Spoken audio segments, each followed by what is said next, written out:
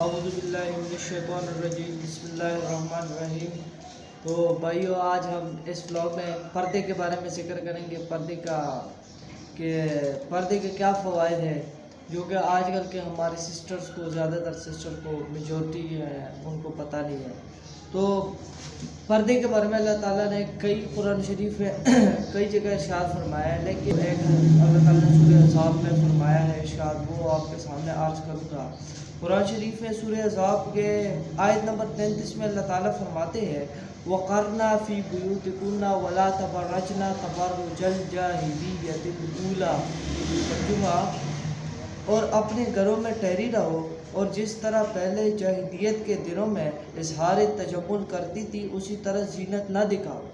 اس کی تشریح یہ ہے کہ اللہ تعالیٰ آج کل کی عورتوں، اور جتنے بھی عورتیں آئے گی اور جتنے بھی پہلے عورتیں تھیں اسلام کے حضور صلی اللہ علیہ وسلم کے زمانے سے لے کر قیامت تک، ان سب عورتوں کو مخاطب کر کے فرما رہے ہیں کہ اے عورتوں، اپنے گھروں میں ٹھہری رہو، یعنی کہ اپنے گھروں میں رہو، اپنے گھروں سے باہر نہ جاؤ۔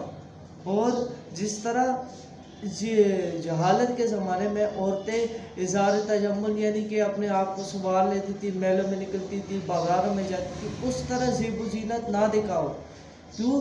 اگر تم ایسا کرو گی تو اللہ تعالیٰ تمہیں عذاب دے گا، اور اگر اس کے عمل کرو گے تو اس کا فائدہ کیا ہوگا؟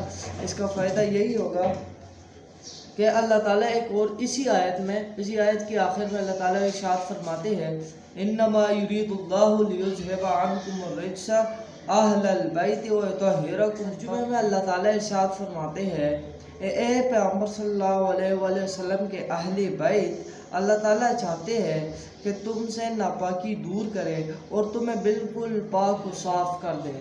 اب اللہ تعالیٰ نے حضرت محمد صلی اللہ علیہ وسلم کے دور میں اہل بیت کو مخاطب کر کے یہ فرمایا۔ اہل بیت سے مراد وہ عورتیں بھی ہو سکتی ہیں جو اس حدیث پہ اللہ تعالیٰ کی اس بات پہ عمل کرے گی۔ تو اہل بیت سے مراد آج کل کی عورتیں بھی ہو سکتی ہیں۔